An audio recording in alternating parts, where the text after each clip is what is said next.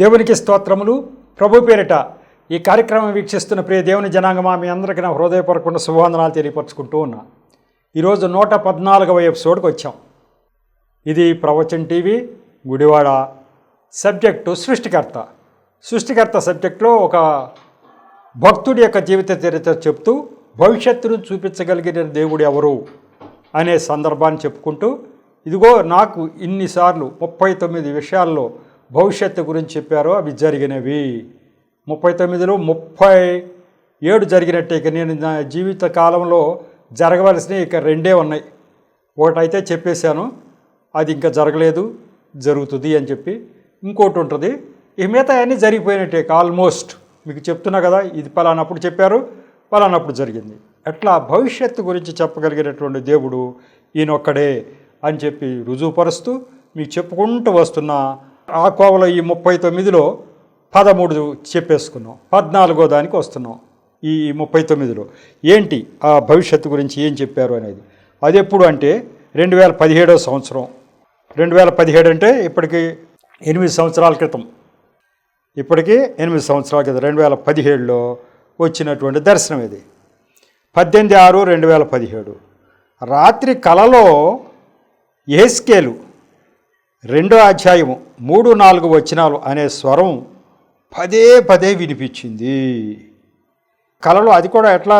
రాత్రి కలలో యెహెజ్కేలు 2:3-4 2:3-4 ఎట్లా 2 అనగా 2వ అధ్యాయం 3-4 వచనాలు. ఆ యొక్క పలికే విధానాన్ని బట్టి 2:3-4 అంటే మనకు అర్థమైపోద్ది. 2వ అధ్యాయం 3-4 వచనాలు. ఆ స్వరమే రాత్రి తెల్లవార్లు వినిపించింది. యెహెజ్కేలు 2వ అధ్యాయం 3-4 అనే స్వరం పదే పదే రాత్రి కలలో వినిపించింది. కళ అంతమైపోయింది. ఇంతే దర్శనం. ఎంత చిన్నగా ఉంది చూసారా? ఇలాంటి దర్శనం. ఈ యెహెజ్కేలు 2వ అధ్యాయం 3-4లో ఏముందో నాకు తెలియదు. అన్ను పొద్దున్నే ఉదయాన్నే లేచి ఆ వాక్యం ఏమిటో చూచాను. అది ఎలాగున్నది. ఆ వాక్యం చదువుతా వినండి. వాక్యం అంతా దేవుడు చదివి వినిపించాడా? లేదు. ఆ యొక్క రెఫరెన్స్ చెప్పాడంతే రాత్రి అల్లా కూడా. ఏంటి ఆ రెఫరెన్స్? పొద్దున్నే చూసుకున్నాం. ఆయన నాతో ఎట్లనను, నరపుత్రుడా, నా మీద తిరుగుబాటు చేసిన జనుల యొద్దకు, ఇజ్రాయేలీయుల యొద్దకు నిన్ను పంపుచున్నాను. వారును వారి పితరులను నేటి వరకును నా మీద తిరుగుబాటు చేసిన వారు సిగ్గుమాలిన వారును కఠిన హృదయులనై ఉన్నారు. వారి యొద్దకు నేను నిన్ను పంపుచున్నాను. వారు తిరుగుబాటు చేయువారు గనుక వారు వినినను వినకపోయినను తమ మధ్య ప్రవక్త ఉన్నాడని వారు తెలుసుకొనున్నట్లు ప్రభువగు యెహోవా ఈలాగు సెలవు ఇచ్చుచున్నాడని నీవు వారికి ప్రకటింపవలెను.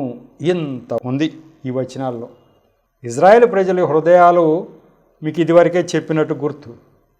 యెషయా గారి ద్వారా కఠినపరిచాడు దేవుడు. ఎందుకంటే వాళ్ళ హృదయాలు కఠినపరచబడాలి. వాళ్ళు చెప్పేది బాగా అర్థం చేసుకోలేని స్థితిలో ఉండాలి. అలా ఉండి యేసు ప్రభు వారిని సిలువకు కూడా అప్పచెప్పాలి. యెహెజ్కేలు గారు టైం ఎప్పుడు ఇది? క్రీస్తుకు పూర్వం, అంటే యేసు ప్రభు వారు ఈ లోకానికి రాకముందు 580 సంవత్సరాల క్రితం యెహెజ్కేలు గారు. యెషయా గారు ఎప్పుడు? ప్రభు ఈ లోకానికి రాకముందు 740 సంవత్సరాల క్రితం. అంటే ఈ యెహెజ్కేలు గారి కంటే ఒక 150-160 సంవత్సరాల ముందుగానే యెషయా గారు జీవించారు. యెషయా గారితో వాళ్ళ హృదయాలు కఠినపరిచినప్పుడు వాళ్ళు కఠినం అయిపోయారు. ఎంతవరకు కఠినపరిచారు దేవుడు అంటే కొంత మేరకు కఠినపరిచారు. బాగా చెప్తే అర్థం చేసుకోగలరు, కానీ అంత తేలిగ్గా అర్థం చేసుకోరు. అట్లాంటి పరిస్థితుల్లో దేవుడు యెహెజ్కేలు గారికి చెప్తున్నారు, అబ్బాయి, నా మీద తిరుగుబాటు చేసేవాళ్ళు కఠిన హృదయలైన వాళ్ళ దగ్గరికి నిన్ను పంపిస్తున్నాను అన్నాడు. వాళ్ళు సరిగా వినరు నువ్వు చెప్తుంటే. వాళ్ళు వినకపోని, వినేవాళ్ళు వింటారు, వినకపోయిన వాళ్ళు వినరు. కానీ తమ మధ్య ప్రవక్త ఉన్నాడని వారు తెలుసుకున్నట్లు ప్రభువు యెహోవా ఎలాగూ సెలవిస్తున్నాడని నువ్వు అరపడ్డా. అయ్యా, దేవుడు ఉన్నాడు, యెహోవా దేవుడు. ఎందుకు యెహోవా దేవుడు? యేసు ప్రభు వారు నరరూపం దాల్చి ఇంకా రాలా. ఆయన కూడా ఆ యొక్క యెహోవా దేవుడిలో భాగంగానే ఉన్నాడు అప్పటికి, ఆత్మస్వరూపుడుగా. కాబట్టి యెహోవా దేవుడు ఎలా చెప్తున్నాడు అబ్బాయి అని నువ్వు చెప్పాలి. నీ మాట వాళ్ళు విన్నా వినకపోయినా. మీరు దేవుడి యొక్క ఆజ్ఞలు పాటించటం లేదు, తిరస్కార స్వభావం కలిగి ఉన్నారు. మరి దేవుడి మీదే మీరు తిరుగుబాటు చేస్తున్నారు. కాబట్టి మరి దేవుడు కోపం వచ్చింది, మిమ్మల్ని అందరినీ కూడా శిక్షించబోతున్నాడు, మీ యొక్క ప్రవర్తనని మార్చుకోకపోతే అని చెప్పి వాళ్ళు విన్నా వినకపోయినా నువ్వు వెళ్ళి ప్రకటించు అన్నాడు. వాళ్ళు తెలుసుకోవాలట మన మధ్య ప్రవక్త ఉన్నాడు అని తెలుసుకోవాలట. దీనికి నాకు సంబంధం ఏంటి? దీనికి నాకు సంబంధం ఏంటంటే నీ పిలుపు అదేనయ్యా అన్నాడు. యేసుకేలు గారిలాగా ఎవరైతే తిరుగుబాటు చేస్తున్నారో, ఎవరైతే యేసుప్రభు మాకు వద్దు అంటున్నారో వారి దగ్గరికి వెళ్ళి నువ్వు చెప్పాల్సిందే అన్నాడు. ఇది చాలా కష్టమైన పని. చర్చిలో కూర్చుని వాక్యం చెప్పడం చాలా తేలికైన పని. ఎందుకు అంటే అక్కడంతా ప్రభువును నమ్మిన వాళ్ళు, ప్రభు అంటే ఇష్టపడే వాళ్ళు వస్తారు. వాళ్ళు చక్కగా చెప్పవచ్చు, వాళ్ళు వింటారు. కానీ నేను ఎవరి దగ్గరికి వెళ్ళాలట? దేవుడు మాకు అసలు యేసు ప్రభు మాకు వద్దు అని తిరుగుబాటు చేస్తున్నారే వాళ్ళ దగ్గరికి నువ్వు వెళ్ళాలట. వాళ్ళు వినరు కూడా, నువ్వు చెప్పేలా వెళ్ళవయ్యా అంటారు. అయినా వాళ్ళు విన్నా వినకపోయినా దేవుడు ఒక ప్రవక్తను పంపించాడని వాళ్ళకి తెలియాలి. దేవుడు పంపించాడు ఒక ప్రవక్తని అని తెలియాలి, అంతే. వాళ్ళు వినరు.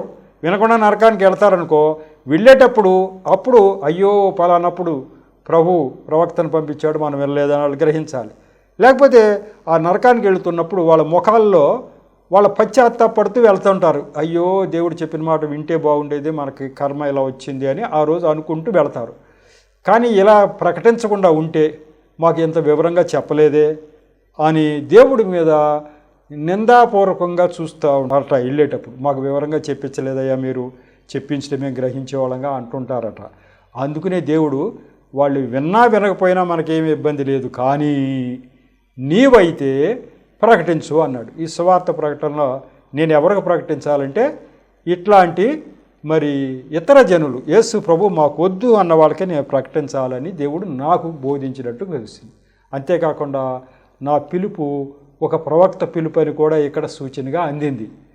డాక్టర్ ఆనంద సిరా గారు మిమ్మల్ని దేవుడు బలంగా వాడుకోబోతున్నాడు అన్నాడు. ఏ రకంగా ఏంటో తెలియదు, కానీ మన మధ్య ప్రవక్త ఉన్నాడని వారు తెలుసుకునేలాగునా అనే వాక్యం నాకు వినిపించడం ద్వారా, చూపించడం ద్వారా ఇదిగో నా పిలుపులో ఏదో తేడా ఉంది. వట్టి సువార్థికుడు మాత్రమే కాదు, పైగా సువార్థికుడు మామూలుగా చెప్పుకుంటూ వెళ్తాడు. ఎవరి మధ్యన చెప్తాడు? ఏదో విన్న వాళ్ళకి చెప్పుకుంటూ వెళ్తాడు. కానీ నాది ఎట్లా ఉంది? ఈ చర్చికి వచ్చేవాళ్ళు, వినేవాళ్ళు వాళ్ళకి కాదు చెప్పవలసింది. ఎవరు మాకు వద్దంటారో యేసు ప్రభు వాళ్ళ మధ్యకే వెళ్ళాలి. ఇదే ప్రవక్తల పిలుపు. ప్రవక్తకి అది కష్టం, రిస్క్. ఆ కష్టమైనటువంటి పని అప్పచెబుతాడు దేవుడు. కష్టమైన పని, వాళ్ళు వినరు, అయినా ఆ పనే అప్పచెప్తాడు. అటువంటి పని అప్పచెప్పాడు అని నాకు అర్థం చేసుకోవటం జరిగింది. ఇది మరి ఎప్పుడు జరిగింది, అమల్లోకి ఎప్పుడు వచ్చింది అంటే 2017 కాబట్టి అప్పటికే నేను మరి సువార్త ప్రకటించడం మొదలుపెట్టా కాబట్టి మరి నిజంగానే 2018 ఆ ప్రాంతంలో తీవ్రంగా ఇక నేను చర్చిలో కూర్చొనిచ్చేవాడు కాదు. పరిశుద్ధాత్మ దేవుడు చర్చిలో కూర్చొనిచ్చేవాడు కాదు. ఒక బలారాధన రోజు ఆదివారం మాత్రమే చర్చికి వెళ్ళేవాడిని. మిగతా అన్ని ఆదివారాలు కూడా బయటికే వెళ్ళిపోయాడు. బయటికి వెళ్ళి మరి చెప్పే చర్చిల్లో అయినా కూడా అక్కడ చెప్పే ధోరణి నా పదజాలం అంతా ఎట్లా వచ్చేదంటే అన్యజనులకి, ఇతర జనులకి ఉపయోగపడే రీతిలో వెళుతుంది. క్రైస్తవులకే చెప్పినట్టు ఉండదు అది.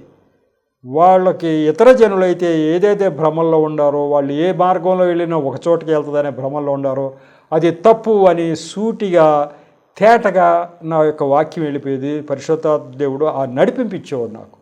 ఆ నడిపింపు ప్రకారం నేను చెప్పేస్తూ ఉండేవాడిని. హృదయాల్లోకి చొచ్చుకుపోయేటట్టుగా ఉండేవి ఆ మాటలు. ఏంటి అంటే ఎంతోమంది దేవుళ్ళు లేరు, ఉన్నది ఒకే ఒక్క దేవుడు. ఆ దేవుడు బైబిల్ గ్రంథంలో దేవుడికి అంతే. దాని మీద బేస్ అయ్యి వెళుతూ ఉండేది. నేను ఇచ్చిన కరపత్రాలు కూడా విపరీతంగా మీరు చదవాలి, అనేక మంది ఇతర జనులకి పంచాలని విపరీతంగా పంచేవాడిని. అది వాళ్ళ ద్వారా ఇతర జనుల మధ్యకి చొచ్చుకు వెళ్ళిపోయేటట్టుగా చేశాను. మరి కరపత్రాలు 28,000 పంచానంటే 28,000 క్రైస్తవుల దగ్గర పెట్టుకున్నారా? వాళ్ళు అన్ని జనులకి ఇచ్చేశారు. పుస్తకాలు పంచడం జరుగుతూ ఉంది. తర్వాత అంటే అప్పుడు 14,000 పుస్తకాలు పనిచేశానంటే అవన్నీ అన్ని జనులకు చాలా వరకు చేరిపోయినాయి. కాబట్టి ఇలా చేరే విధంగా దేవుడు చేశాడు. కాబట్టి 2017లో నీవు విననొల్లని ప్రజలు, అలాగే తిరస్కరించే స్వభావం ఉన్నవారు మధ్యకి వెళ్ళి వాళ్ళు విన్నా వినకపోయినా దేవుడు ఒక్కడే అని చెప్పాలి. ఈ మాటలు ఈ దేవుడు నాకు వచ్చే ప్రేరణ ఏంటంటే దేవుడు ఒక్కడే, ఆయన బైబిల్ గ్రంథంలో దేవుడే, అంతే అంతే అంతే. ఇదే నేను చెప్పేది, దేవుడు ఒక్కడే, అది బైబిల్ గ్రంథంలో దేవుడే.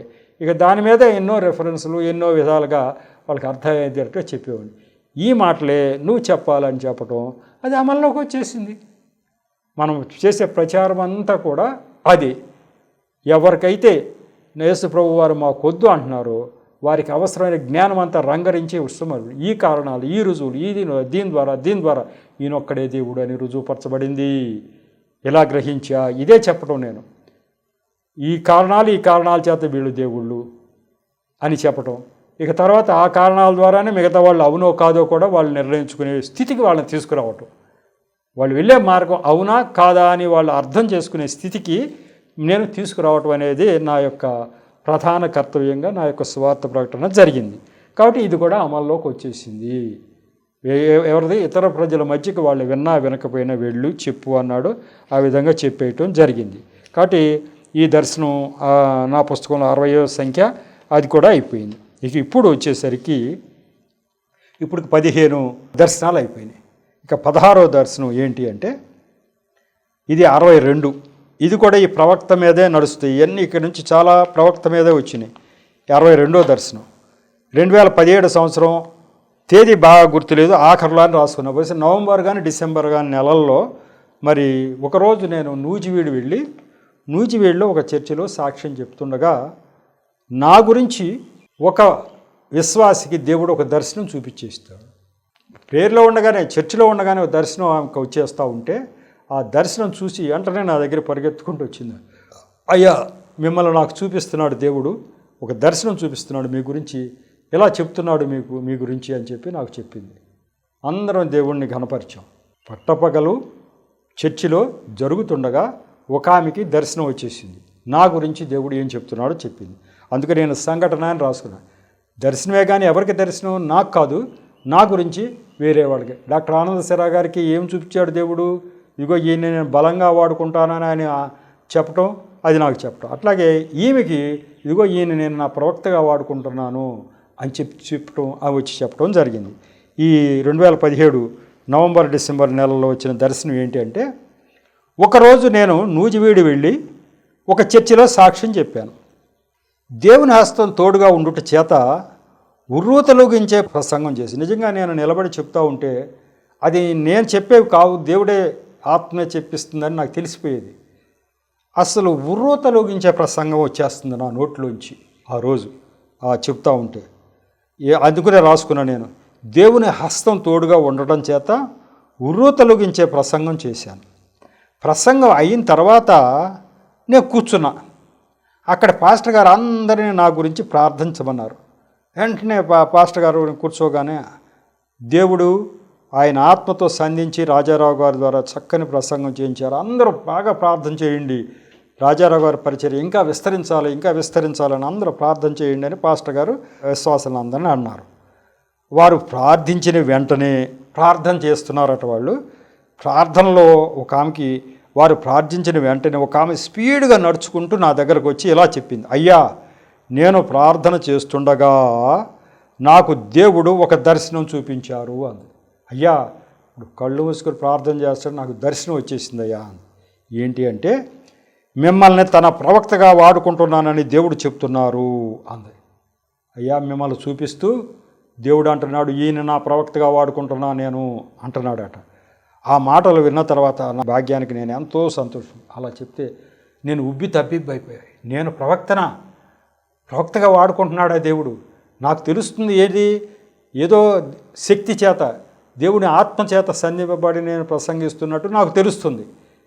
కానీ అది అంతా ఏంటి అంటే, ఒక ప్రవక్తగా దేవుడు వాడుతున్నాడట నన్ను, నా నోటి ద్వారా ఆయనే మాట్లాడుతున్నాడని తెలుస్తుంది. ఈమె వచ్చి నా దగ్గరికి వచ్చి వెంటనే ఇలా చెప్పి, ఇట్లా దర్శనం వచ్చేసిందయ్యా నాకు, మిమ్మల్ని చూపించి నా ప్రవక్తగా ఈయన్ని వాడుకుంటున్నాను అని చెప్పారయ్యా. అప్పుడు నాకు నిర్ధారణ అవుతుంది, బీజాలు పడుతున్నాయి. ఏంటి, నా పిలుపు సామాన్యమైన సువార్థికుడు కాదా, సామాన్యమైన పాస్టర్ కాదా? నా పిలుపులో ఏదో తేడా ఉంది. ఒక ప్రవక్త అని ఎక్కడ చూసినా ప్రవక్త అని వస్తుంది. మన మధ్య ప్రవక్త ఉన్నాడని తెలుసుకునేట్టు నువ్వు చెప్పు అనేది ఒకటి. ఆనందశేఖర్ గారు మిమ్మల్ని బలంగా దేవుడు వాడుకుంటా అని చెప్తున్నాడు అని ఆయన చెప్పటం. ఈమె వచ్చి మిమ్మల్ని ప్రవక్తగా వాడుకుంటున్నాను అని దేవుడు చెప్తున్నాడు అని చెప్పడం విన్న తర్వాత నాకు ఆశ్చర్యం కలిగింది. నేను ప్రవక్త పిలుపుతో పిలువబడినటువంటి సువార్థికుడిని అని చెప్తా ఉంటాను. ప్రవక్త పిలుపు నాది, సువార్తే ప్రకటించేది, సువార్థికుడినే. కానీ పిలుపులో తేడా ఉంది. ఆయన నాకు కొన్ని ఆంక్షలు విధించి, ఆయన ఎక్కడికి వెళ్ళమంటే అక్కడికి వెళ్ళి, ఎక్కడికి వెళ్ళొద్దంటే అక్కడికి మాని అట్లా చేయిస్తున్నాడు. నాకు ప్రవక్త పిలుపు మామూలుగా సువార్త ప్రకటించని వదిలేలా. నువ్వు ఎలా చేయి, వీళ్ళ దగ్గరికి వెళ్ళు, వీళ్ళ దగ్గరికి వెళ్ళొద్దు, ఇట్టెళ్ళు అట్టు వెళ్ళొద్దు, ఇట్లా చెప్తున్నాడు అనమాట.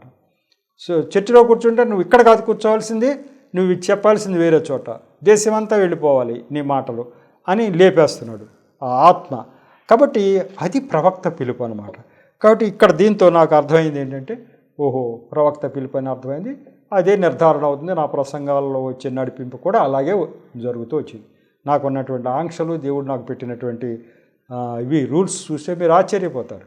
నేను అందరిలాగా కూడా ఎక్కడ పడితే అక్కడ వెళ్ళటానికి లేదు, చెప్పేశాడు దర్శనాల్లో. నీ పిలుపు, నేను ప్రత్యేకంగా నిన్ను పిలిచాను, నువ్వు ఇలా ఉండకూడదు అంటే ఇలా ఉండకూడదు అంతే. అందరు క్రైస్తవులు శుభకార్యాలకు వాటికి యేసు ప్రభువుకు సంబంధం ఉన్నా లేకపోయినా వెళుతూ ఉంటారు, కానీ నువ్వు వెళ్ళటానికి వెళ్ళలేదు. నా పేరు ఎక్కడ ఉచ్చరింపబడుతుందో అక్కడికే నువ్వు వెళ్ళాలి. అది శుభకార్యమే కానీ, ఇంకొక కార్యమే కానీ, ఇంకొక కార్యమే కానీ, నీ బంధువులే కానీ, ఎవరిదన్నా కానీ, నా పేరు అక్కడ లేని చోట నువ్వు వెళ్ళేది పని లేదన్నాడు. అన్ని ఫంక్షన్లు కట్. నేను క్రైస్తవులు అందరికీ వర్తించదు. నిన్ను ప్రత్యేకపరచుకున్నా నువ్వు అట్లా ఉండవలసింది అన్నాడు. అన్ని ఫంక్షన్స్ నేను వెళ్ళే పని లేదు. యేసు ప్రభు మాట వినబడే చోటే నేను వెళ్ళాలి, వినబడని చోటుకి నేను వెళ్ళటానికి. అట్లాంటి పిలుపు ఎక్కడ ఒక్క పైసా కానుక తీసుకోవటానికి లేదు. అట్లాంటి పిలుపు నాది. తీసుకోవద్దంటే తీసుకోవద్దు అంతవరకు. కాబట్టి అట్లా ఆంక్షలు నాకు నా జీవితంలో. దాని ప్రకారం ఒక ప్రవక్త పిలుపు అని అర్థం. ఓహో నా పిలుపు మామూలుగా కాదు, అందరిలాంటిది కాదు, దేవుడు నన్ను ప్రత్యేకపరచుకోమని చెప్తా ఉన్నాడు. కాబట్టి ప్రత్యేకమైన పిలుపు అని నేను అర్థం చేసుకోవటం జరిగింది. ఇది నా పుస్తకంలో 62వ దర్శనం. 16 అయిపోయింది, 17కి వచ్చాం. 17 ఒకటి ఉంది. ఇది మధ్యలో 27వ దర్శనంగా చెప్పదలుచుకున్నాను, దాన్ని వదిలేశాను. ఇప్పుడైతే 63 సంఖ్య దాన్ని. 10/1/2018 అంటే ఇప్పటికీ 7 సంవత్సరాల క్రితం వచ్చిన దర్శనం. ఇవన్నీ ఏంటి? నాకు దర్శనం చూపించడం, అది అమల్లోకి రావటం. ఇప్పుడు ఇందాక సరిపోతుంది, నిన్ను ప్రవక్తగా వాడుకుంటున్నా అన్నారుగా, అట్లాగే జరుగుతుంది. ప్రవక్తగానే నా పిలుపు, ప్రవక్తగానే ఆయన చెప్పాడు, ప్రవక్తగానే వాడుతున్నారు. కాబట్టి అది అమల్లోకి వచ్చేసింది. నెక్స్ట్ ఇప్పుడు ఈ 10/1/2018 వచ్చేటువంటి దర్శనం. తెల్లవారుజామున కలలో నాకు ఇలా కనిపించింది. శవపేటికను ఎవరో తీసుకువచ్చారు. ఏదో ఒక శవపేటిక ఉంటుంది కదా, బాక్స్, మామూలుగా శవపేటికి తీసుకొస్తారు కదా, క్రైస్తవులు ఎవరైనా చనిపోయినప్పుడు ఆ బాక్సులో పెట్టి తీసుకెళ్తారు కదా, అది తీసుకొచ్చారు ఎవరో. ఒక పెట్టి వచ్చింది నా కల్లో, ఇదని దర్శనంలో. దాని మూత తీయగా ఒక ఆయన కిరీటం ధరించి పడుకున్నట్లుగా కనిపించింది. దాని మూత తీయగానే ఒక మంచి కిరీటం ధరించి ఒక ఆయన పడుకున్నట్టుగా ఉన్నట్టే, శవమే కిరీటం ధరించి ఉంది. ఆ మూత తీసిన తర్వాత తెచ్చిన ఆయన, మీకు ముందుగా చెబితే కంగారు పడతారని చెప్పలేదు, ఆయన చనిపోయాడు అన్నారు. ఆయన చనిపోయాడండి, ముందుగా మీకు చెప్పలేదు, ఇక్కడికి వచ్చిన తర్వాత చెప్దాంలే అని అనుకున్నాము అని చెప్పి అన్నాడు. తెచ్చిన ఆయన, శవపేటకి తెచ్చిన. నేను తీసి చూసేప్పటికి కిరీటం ధరించి ఒక ఆయన శవం ఉంది. మరి ముందే చెప్తే మీరు కంగారు పడతారని చెప్పలేదండి, కాబట్టి ఇట్లా వచ్చింది అని చెప్పాడు. ఆయన చనిపోయాడు అని చెప్పారు. అందరూ అయ్యో పలానా ఆయన చనిపోయాడు అనుకుని గొల్లు అన్నారు. ఇంతలో మెలకు వచ్చింది. ఏంటి దీంట్లో ఉన్న విశేషం? శవపేటికి రావటం ఏంటి, దాంట్లో ఉన్న శవానికి కిరీటం పెట్టుంటం ఏంటి అనుకుంది. దానికి నేను ఆ రోజు ఎక్స్ప్లెనేషన్ ఏమి రాసుకున్నానంటే, ఈరోజు సాయంకాలం మా సంఘ విశ్వాసి ఒక ఆయన హాస్పిటల్లో చికిత్స పొందుతూ ప్రభువునందు నిద్రించారు. అతడు బాప్తిజం తీసుకున్న వ్యక్తి. ఈ విషయం గురించి దేవుడు నాకు ముందుగానే బయలుపరిచినట్లు గ్రహించాను అని చెప్పి నేను రాసుకోవటం జరిగింది.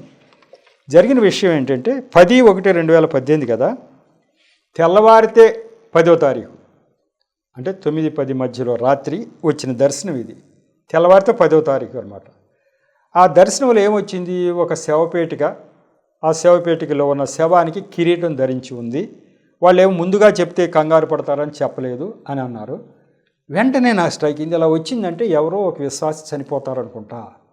అరే, మన సంఘ విశ్వాసులు ఎవరన్నా అనారోగ్యంతో ఉన్నారా అంటే, ఒక ఆయన మా గ్రామంలో ఉన్న మా విశ్వాసి ఒక ఆయన గవర్నమెంట్ హాస్పిటల్లో బెడ్ మీద ఉన్నాడు. అంటే కొద్ది రోజులుగా ఆయనకి అనారోగ్యంగా ఉంది, హాస్పిటల్లో ఉన్నాడు. కాబట్టి ఇది దేవుడు నాకు ముందుగానే చూపిస్తే ఈయన చనిపోతాడు. చనిపోయి ఎక్కడికి వెళ్తాడు? కిరీటం పరలోకానికి వెళ్తాడు. ఒక ఆయన చనిపోతాడు, పరలోకానికి వెళ్తాడు. కిరీటం అంటే దేవదూతలు వాళ్ళు ధరించేవి కాబట్టి పరలోకం వెళ్తాడు అనేది బయలుపరుస్తున్నాడు. ముందుగా తెలియపరిస్తే మరి మీకు కంగారు పడతారు అన్నారని నాకు కూడా సంశయం. పొద్దున్నే వెళ్ళి ఈయనకి ఏమైనా అవుద్దా ఏంటి కొంపదీసి, రాత్రి దర్శనం వచ్చింది, హాస్పిటల్లో ఉన్న ఆయన ఈయనే వెళ్ళి రాత్రి ఇట్లా దర్శనం వచ్చిందంటే ఏమన్నా బాగుంటుందా ఆలోచిస్తున్నా. పెందలకాడే మనం వెళ్ళి రాత్రి ఇలా దర్శనం వచ్చిందని ఏం చెప్తాం? చనిపోతాడని చెప్పలేం కదా. అందుకని చూద్దాంలే, సాయంకాలం వెళ్దాం ఊరికనే, వెళ్ళి ఏం చెప్పొద్దు, వెళ్ళి పరామర్శించి వద్దాం సాయంకాలం వెళ్ళి అనుకుని నేను మధ్యాహ్నం నుంచి బయలుదేరి వెళ్ళా. ఏం జరిగినా మనం చేయగలిగింది, దేవుడు ఆయుష్ తీసేసుకుంటే వెళ్ళిపోతాడు. కానీ ముందుగానే నువ్వు చనిపోతావని దర్శనం వచ్చింది అనలేంగా. పైగా ఆయనే అంటాక లేదు, మనిషి ఎవరో మనకు తెలియదు, మనిషి అంతే. ఆ మనిషి ఫలానా ఆయన అని ఏమీ లేదు. ఎట్లా చెప్తాం? ఇట్లా నీ గురించి వచ్చిందని చెప్పలేంగా. అయిన తర్వాత ఏంటో చూడవచ్చులే అని చెప్పి నేను సాయంకాలం వెళ్ళా. సాయంకాలం సుమారు 4-5 గంటలకి నేను హాస్పిటల్కి వెళ్తే అక్కడ అంతకు ముందే ఒక అరగంట ముందు పావు గంట ముందు చనిపోయాడట ఆయన. వాళ్ళు అంతా ఏడుస్తున్నారు, ఇప్పుడే చనిపోయాడు. వాళ్ళ పిల్లలు అన్నారు, మాయ ఇప్పుడే చనిపోయాడు నాన్న, ఇలా అయ్యిందని. అంబులెన్స్ వాటి కోసం అంబులెన్స్లో మరి ఇంటికి తేవాలి కదా శవాన్ని, దానికి తిరుగుతూ ఉన్నారు. నువ్వు కూడా సాయం చేయి మాయ అని అడుగుతున్నారు వాళ్ళ పిల్లలు. అప్పుడు నేను వెంటనే వాళ్ళకి సాయం చేసి తీసుకురాను. ఇది జరిగింది అంటే ఆ రోజు ముందు రాత్రే ఒక ఆయన చనిపోతాడు, ఆయన పరలోకానికి తీసుకుంటున్నానని దేవుడు మనకు చూపించాడు. అట్లా చూపించగలిగిన దేవుడు ఎవరన్నా ఉన్నారా? ముందుగానే ఈయన చనిపోతాడో, ఈయన పరలోకం తీసుకుంటున్నానని మనకు సూటిగా తెలిసిపోయింది. కాబట్టి మనకు నిశ్చింతగా వాళ్ళ ఫ్యామిలీని మనం ఆదర్శం. చనిపోయాడు కాబట్టి అయిపోయింది కాబట్టి చెప్పొచ్చు. ఇక మా రాత్రి ఇట్లా దర్శనం వచ్చిందని ఆ తర్వాత నేను చెప్పాను ఇంటికి వచ్చిన తర్వాత, అమ్మ దర్శనం వచ్చింది, మీరు కంగారు పడొద్దు, మీ నాన్నగారు పరలోకానికి చేరుకున్నారు, అట్లాంటి దర్శనం నాకు వచ్చింది అని చెప్పడం జరిగింది. ఇట్లా ముందుగానే చెప్పటం ఎందుకు? మరి మీకే ఎందుకు చెప్పాలి?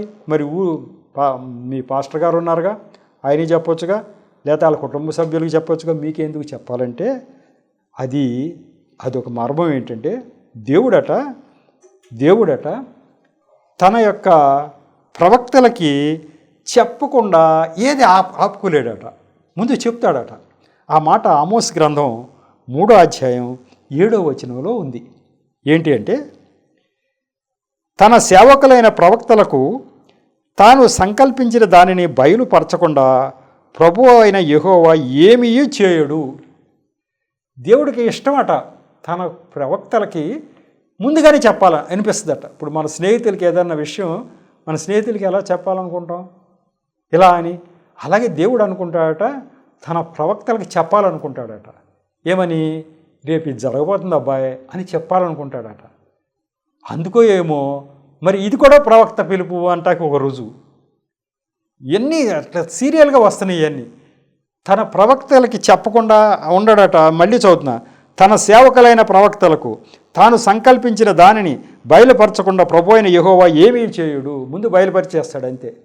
రేపు ఏం చనిపోతాడంటే ముందు నా యొక్క ప్రవక్తకు కూడా చెప్పాలి ఈ మాట అని చెప్పి బయలుపరిచేస్తాడు. అట్లా బయలుపరిచాడు అని నేను గ్రహించడం జరిగింది.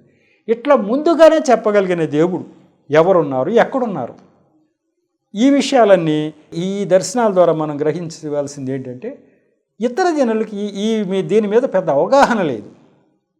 పైగా నాకు ఇన్ని దర్శనాలు చూపించారు అని అంటే అర్థం ఏంటి అంటే, ఈ ఇన్ని దర్శనాలు చూపించారంటే ఏదో జరుగుతుంది చెప్తున్నాడు కదా. ఇప్పుడు 39 భవిష్యత్తులో జరిగే చూపించారంటే, ఇట్లా 100 దర్శనాలు చూపించారంటే ఇన్నిసార్లు చెప్తున్నాడంటే ఎందుకు చెప్తున్నాడంటే, ఇదిగో ప్రవక్తలకే దేవుడు చెప్తాడు అంతే. ఇక ఎందుకు అంటే, ఆయనకి ఇష్టమైన కొద్దిమంది ప్రవక్తలకి కొద్దిమందిని ఏర్పరచుకుని ప్రవక్తలుగా ఉంచుకుని వాళ్ళకి చెప్తాడు అంతే. ఎందుకంటే ఆయనకి ఇష్టం. రేపు జరిగేది లేకపోతే 10 సంవత్సరాలు జరిగేది, 5 సంవత్సరాల తర్వాత జరిగేది చెప్తా ఉంటాడు ప్రవక్తలకి. అలా ఇన్ని 100 చెప్పారు అంటే ఏదో ఒకటి చెప్తూనే ఉన్నారు కదా దేవుడు నాతో. కాబట్టి దేవుడు చెప్తాడు. నేను ఎందుకే చెప్తున్నాను అబ్బాయి అని ఆమోస్ గ్రంథంలో చెప్పడం జరిగింది. తన ప్రవక్తలకు చెప్పకుండా ఏది కూడా దాచడట దేవుడు, ముందుగానే చెప్తాడట. దీని ద్వారా కూడా ఆ పిలుపులో ఉన్న ప్రత్యేకత అర్థమైంది.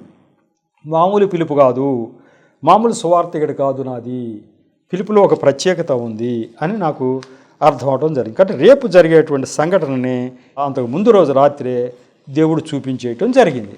దేవుడికి స్తోత్రం. ఇక ఆ తర్వాత దర్శనానికి వద్దాం.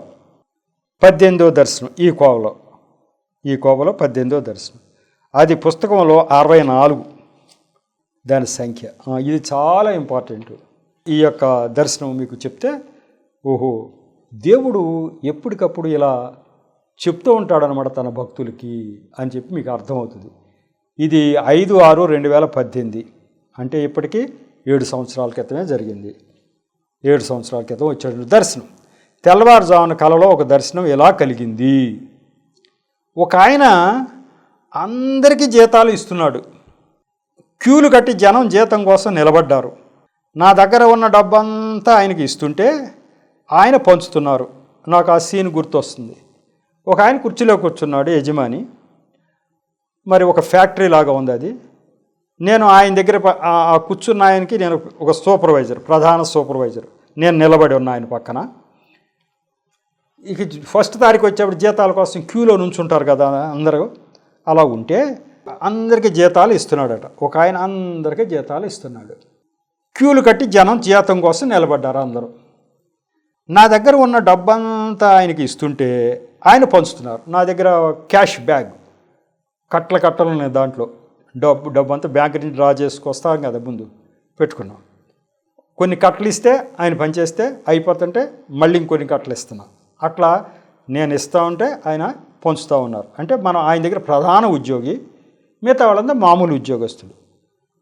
అయితే జీతం వాళ్ళతో పాటు మనకు కూడా జీతం రావాలిగా. ఆయన యజమాని, ఆయన దగ్గర మనం ప్రధాన ఉద్యోగమే కాబట్టి మనకు కూడా జీతం రావాలి కదా. నా దగ్గర ఉన్న డబ్బంతా ఆయనకి ఇస్తుంటే ఆయన పంచుతున్నాడు. నేను మాత్రం జీతం తీసుకోవట్లా. అందరూ అయిన తర్వాత నేను తీసుకోవచ్చులే అని అనుకుంటున్నా. నేనేమనుకుంటున్నానంటే, ముందుగానే తొందరపడి నాకు ఇవ్వడిని అడుగుతామా? అడగలేంగా. మన యజమాని ఆయన ఇస్తున్నాడు, మరి వాళ్ళకి ఇస్తున్నారు, మరి నాకు కూడా ఇవ్వండి అంటామా? ఆయన తెలియదా మన జీతం మనకి ఇవ్వడా అనుకుంటాం కదా. మన జీతం మన ప్రధాన ఉద్యోగమే, నమ్మకంగా ఆయన దగ్గర ఉన్నాం, మన జీతం మనం ఆయన ఇవ్వాలి. కానీ అయ్యా నాకు ఇవ్వరేంటి అని అంటాం మనం, అనంగా. అందుకు నేను తీసుకోవట్లే, ఆయన ఎప్పుడు ఇస్తాడో చూద్దాం, ఎప్పుడు తీసుకుందాంలే, ఇవ్వకుండా ఉంటాడా నాకు అనుకుంటున్నా.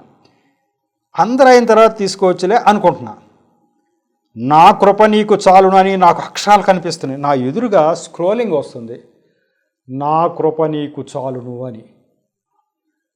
నా కళ్ళ ముందుకు అది వస్తుంది. నా జీతం సంగతి పక్కన పెట్టి నాకు స్క్రోలింగ్ వస్తుంది, అది కనపడుతుంది. నా కృప నీకు చాలును అని అక్షరాలు కనిపిస్తున్నాయి. ఆఖరికి ఏంటి ఎలా వచ్చినాయి అక్షరాలు అనుకుంటే, ఆఖరికి నేనే జీతం ఇచ్చే ఉద్యోగిలాగా కూర్చుని బట్వాడా చేస్తున్నా. కాసేపటికి ఆ యజమాని కూర్చునే స్థానంలో నేను కూర్చుని జీతాలు ఇచ్చేస్తున్నా అందరికీ. ఇక నేను తీసుకోవటం అంటూ ఉంటుందా? నేనే అందరికీ జీతాలు పనిచేస్తుంటే ఇంక నేను తీసుకోవటం ఏముంటుంది? నేనే యజమాని స్థానంలో కూర్చుని ఇచ్చేస్తున్నా అట, బట్వాడా చేస్తున్నా. ఇంకా ఇద్దరో మిగిలారు, ఇంకా 2-3 మిగిలారు. డబ్బు అయిపోతుంది, నా దగ్గర సంచి అయిపోతుంది, డబ్బులన్నీ నేనేమి ఇచ్చేస్తున్నా. 2-3 మిగిలారు, అయినా ఇచ్చేస్తున్నా. నేను జీతం తీసుకుంటే వాళ్ళందరికీ సరిపోతాయో లేదో అని నేను తీసుకోవట్లా. మరి 2-3 ఉన్నారు, మరి నేను తీసుకుంటే మళ్ళీ వాళ్ళకి సరిపోతాయో లేదో అని అనుమానం.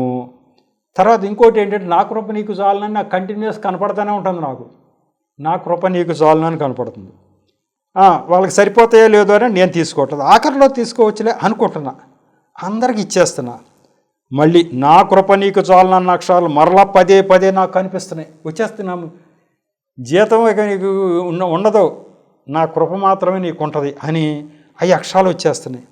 ఆ అక్షరాలు కనిపించిన తర్వాత నేను తర్వాత తీసుకోవచ్చులే అని మరింత నిశ్చింతగా ఉన్నాను. మేళకు వచ్చి ఇక అక్షరాలు కనపడుతుంటే నా కృప నీకు చాలంటే మన జీతం ఏంటి లెక్క అని నిశ్చింతగా ఇచ్చేస్తున్నా. ఇంకా జీతం ఏంటి, ఆయన కృపే నాకు సరిపోద్ది, ఆయన కృప ఉంటే చాలు అని నిశ్చింతగా ఇచ్చేస్తున్నా. ఇది దర్శనం. ఈ కళ ద్వారా దేవుడు అపొస్తలుడైన పౌలు గారికి ఇచ్చిన వాగ్దానం నాకు కూడా ఇచ్చినట్లు నేను సువార్త ప్రకటించవలసిన బాధ్యత నాపై ఉంచినట్లు గ్రహించి సంతోషించాను అని రాసుకున్నాను. కొరింథీయులకు రాసిన 2వ పత్రిక 12వ అధ్యాయం 7-10 పెద్ద కథ. పౌలు గారికి దేవుడు చూపించాడు. పౌలు గారి తెలిసి 1వ శతాబ్దంలో జీవించిన ఆయన, యేసు ప్రభువారు ఇలా మరణ పునరుద్ధారణ అయ్యి వెళ్ళారు. అప్పుడు లేవనెత్తినటువంటి సేవకుడే పౌలు గారు 1వ శతాబ్దంలో. ఆయనకి ఇలాగే ఏది ఉన్న ఆయన కూడా దేవుడి ప్రేరణతోటి ఉచితంగానే సువార్త ప్రకటించాడు. ఆయన కడుపు కోసం ఆయన డేరాలు కుట్టుకుని ఆయన ఇదే సంపాదించుకున్నాడు తప్ప ఎవరి దగ్గర కానుకలు తీసుకోవాలి. ఆ పిలిపే నాది కూడా. నువ్వు ఎవరి దగ్గర తీసుకోవటం, నీకేమన్నా తింటాకి ఉంటాకంటే నీ పెన్షన్లో నీ తంటాలు నువ్వు పడవలసిందే, కానీ నీకంటూ కానుకలు తీసుకోవటానికి వీల్లేదు అనేదే నా పిలుపు కూడా. ఇప్పుడు ఇదే కదా, అందరికీ జీతాలు ఇవ్వాల్సిందే, నువ్వు ఇవ్వవలసిందే, కానీ నువ్వు తీసుకునే పని మట్టికి లేదు. నువ్వు ఇవ్వాల్సిందే ఎవరికైనా, నువ్వు తీసుకునే పని మట్టికి లేదు అని దేవుడు చెప్పేయటం జరిగింది. పౌలు గారికి అటువంటి దర్శనమే చూపించి ఇంకా పౌలు గారు ఇంకోటి అడిగాడు, అయ్యా నాకు ఒక చిన్న ఇబ్బంది ఉంది, ఒంట్లో అనారోగ్యం ఉంది, అది తీసేయండి అయ్యా అన్నాడు. అంత పరిచర్య చేస్తున్నప్పుడు కూడా ఆయన ఎన్నిసార్లు అడిగినా తీసేయను అన్నాడు. నా కృప నీకు చాలని చూపించాడంట ఆయనకు కూడా.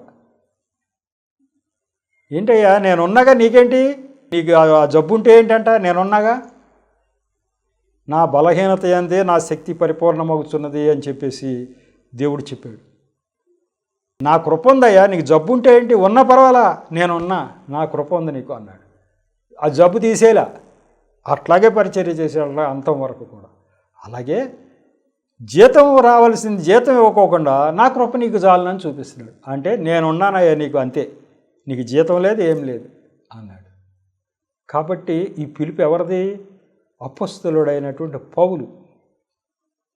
ఆ పౌలు గారికి ఇచ్చినటువంటి దర్శనం నాకు చూపించాడు. ఎంత భాగ్యం ఇది, ఎంత భాగ్యం, నువ్వు ఇవ్వటమే తప్ప తీసుకునే పనే లేదు అని చెప్పాడు.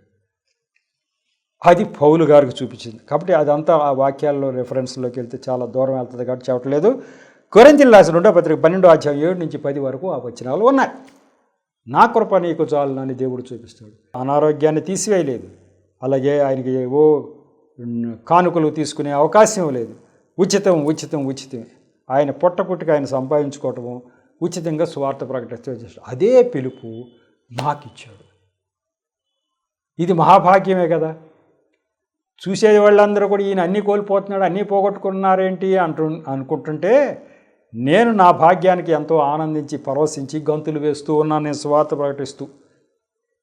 వీళ్ళు ఈయన అన్నీ పోగొట్టుకున్నాడు ఏంటి అసలు తెలివి తక్కువగా అని అనుకుంటూ ఉంటే, నేను ఆనందంతో సువార్త ప్రకటిస్తున్నాను, ఆనందంతో డబ్బులు ఖర్చు పెడుతున్నాను, ఏమన్నా అయిపోయినాయి కాక ఆనందంతో చిందులు వేస్తూ సువార్త ప్రకటిస్తున్నా. ఏంటి కారణం అంటే, దేవుడు నాతో మాట్లాడుతున్నాడు, నువ్వు నా బిడ్డవు, నా సొత్తు అంటున్నాడు. ఇలా చెప్తున్నాడు, నా కృప నీకు చాలనయ్యా, అంతే, ఏం కావాలి నీకు ఇంకా అంటున్నాడు. ఇట్లా అనే భాగ్యం నాకు కలిగింది, అంత భాగ్యం నాకు కలిగింది, దేవుడు ఇలా అంటున్నాడు అనేటువంటి పద్ధతిలో నేను సువార్త ప్రకటించడం జరుగుతూ వచ్చింది. కాబట్టి ఇదంతా కూడా నాకు వరంగానే ఉన్నా చూచే జనులకు మాత్రం వింతగా విడ్డూరంగా వస్తూ వచ్చింది. కాబట్టి ఇలా చూపించగలిగిన దేవుడు ఎవరు? మరి ఈ విషయంలోనే మరి ఇది ఎప్పుడు అమలు జరిగింది అని అంటే, ముందు నుంచే అమలు అవుతూ ఉంది. ఎప్పుడు 2018లో నీకు జీతం లేదబ్బాయి, నా కృప నీకు చాలని చూపించాడు ఇక్కడ. మరి ఇంతకు ముందు సంగతి ఏంటి అంటే, 2014 సువార్త ప్రకటిస్తున్నప్పుడు నాకు లోపల ఆ యొక్క మనస్సాక్షి ఒప్పుకోలే, ఎక్కడా కూడా ఒక పైసా తీసుకోవటం ఒప్పుకోలా. అస్సలు ఎవరో వచ్చి నన్ను వీపు మీద కొట్టినట్టుగా అనిపించేది. ఎవరన్నా ఒక 10 రూపాయలు కానుక నాకు ఇచ్చారు అంటే వీపు మీద కొట్టినట్టు అనిపించి ఏదో ప్రమాదం ఉంది అని చెప్పి వెంటనే వాళ్ళ బతిమాలి మళ్ళీ అది తిరిగి ఇచ్చేసేవాడు. ఎక్కడ ముట్టుకొని ఇచ్చేవాడు కాదు దేవుడు. అది లోపల ఆయన యొక్క ఆత్మ చేత నేను అలా నడిపింపు ఇచ్చాడు దేవుడు. ఎక్కడ కూడా తీసుకోకుండా నేను స్వార్థ ప్రకటిస్తున్నా. దాన్ని రుజువుపరిచారు. ఇదిగో నీకు ఇక్కడ జీతం లేదయ్యా, అందుకే నీకు ఆ యొక్క ప్రేరణ ఇచ్చా, ఎక్కడ తీసుకోవటానికి వీల్లేదు అనే విధంగా ఆ మంటలో నీలో పెట్టడానికి కారణం ఏంటంటే, నీకు ఇక్కడ జీతం లేదు, నా కృప మాత్రమే ఉంది అని ఇక్కడ చూపించాడు. కాబట్టి ముందు నుంచే అమలు అవుతూ వస్తూ ఉంది దేవుడి యొక్క ఆత్మ చేత, ఆ ప్రేరణ చేత ముందు నుంచే జరుగుతుంది. కొంతమంది అడిగేవాళ్ళు, ఎందుకు తీసుకోవట్లే మీరు, ఎవరు చెప్పారు మీకు తీసుకోవద్దని? ఈ దేవుడు ఏమన్నా దర్శనం చూసి దేవుడు దర్శనం చెప్పాలి అప్పటికి, కానీ మనసు ఒప్పుకోవట్లా. దేవుడు దర్శనం చూపించాలో మనసు ఒప్పుకోవట్లేదు. ఎవరు చెప్పారంటే నాకు తెలియదు, తీసుకో అంటే తీసుకోను అని బ్రతిమాలి మళ్ళీ వాళ్ళకి ఇచ్చేస్తారు. అట్లాంటి పరిస్థితులు వచ్చాయి. ఒక చోట 2 చోట్ల తప్పని పరిస్థితుల్లో వాళ్ళు జేబులో పెడితే మళ్ళీ తిరిగి ఇవ్వటానికి వీలు కాని పరిస్థితులు జరిగినాయి కొన్ని. ఈ దర్శనం రాగానే నా డైరీ ఉంటుంది కదా, ఇష్టంగానే ఎవరైనా ఇచ్చినవి ఉంటే నాకు తెలిసిపోద్ది కదా, పలానా పరిస్థితుల్లో పలానా చోట ఇక్కడ మళ్ళీ వాళ్ళకి తిరిగి ఇవ్వటానికి వీలు పడలేదు అని రాసుకుంటా కదా డైరీలో. అన్ని లెక్కలోనే నాకు కొద్దిగా గొప్ప.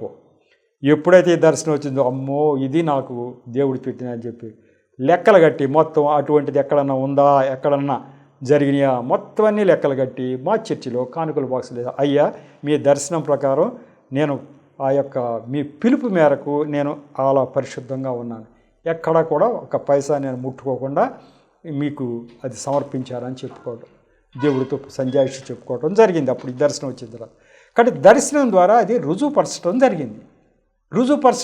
కాబట్టి ఇట్లా దర్శనం ద్వారా దేవుడు మరి ఆ దర్శనం వచ్చింది, అమలు జరిగిందంటే అమలు జరుగుతుంది, ముందు నుంచే జరుగుతుంది, దర్శనం రూపంలో చెప్పేశాడు ఇది సంగతి అని చెప్పి. మరి దేవుడికి స్తోత్రం. మరి ఈ యొక్క ఎపిసోడ్ ఇంతటితో ముగిద్దాం. 114వ ఎపిసోడ్ కంప్లీట్ అయింది. తర్వాత దర్శనం తర్వాత ఎపిసోడ్లోకి తీసుకెళ్తాను. ఇప్పటికి 114వ దర్శనం కూడా కంప్లీట్ అయ్యింది. దేవుడు ఈ రకంగా ముందుగా చెప్పి అది అమలుపరచడం జరిగింది. ఇట్లాంటి దేవుడు ఇంకెవరికైనా ఎక్కడైనా ఉన్నాడా, ఇది మనం ఆలోచించుకోవాలి. ఈ యొక్క దేవుడి యొక్క మాటల్ని సాక్ష్యాన్ని దీవించునుగాక. చిన్న ప్రార్థన చేసి ముగిస్తా. కృపగల దేవా, మహాపరిశుద్ధుడా, ప్రేమగల తండ్రి, ప్రభా మీకు వందనాలు స్తోత్రాలు చెల్లించుకుంటున్నాను తండ్రి. ఈరోజు ఈ 114వ ఎపిసోడ్ను కూడా తగిన నడిపించారు, నన్ను మరుగుపరిచారు, నా నోటి ద్వారా మీరు మాట్లాడారు. అంతేకాకుండా ప్రభు వింటున్న బిడ్డల హృదయాలు తెచ్చే విషయాన్ని గ్రహించే శక్తిని దయచేశారు. అనేక మందికి ఈ విషయాలు వారు చెప్పడానికి వారికి ప్రేరణ దయచేసి ఆశీర్వదిస్తున్న స్తోత్రాలు తండ్రి. ఇక ముందు కూడా ప్రభు ఈ పరిచయం జీవించి ఆశీర్వదించమని మా ప్రభువును రక్షకుడైన యేసు నామములో పరమతుడని ప్రార్థించి వేడుకుంటున్నా తండ్రి, ఆమేన్. మరొకసారి మీ అందరికీ నా హృదయపూర్వక శుభవందనాలు తెలియపరచుకుంటూ ఉన్నా. వందనాలు.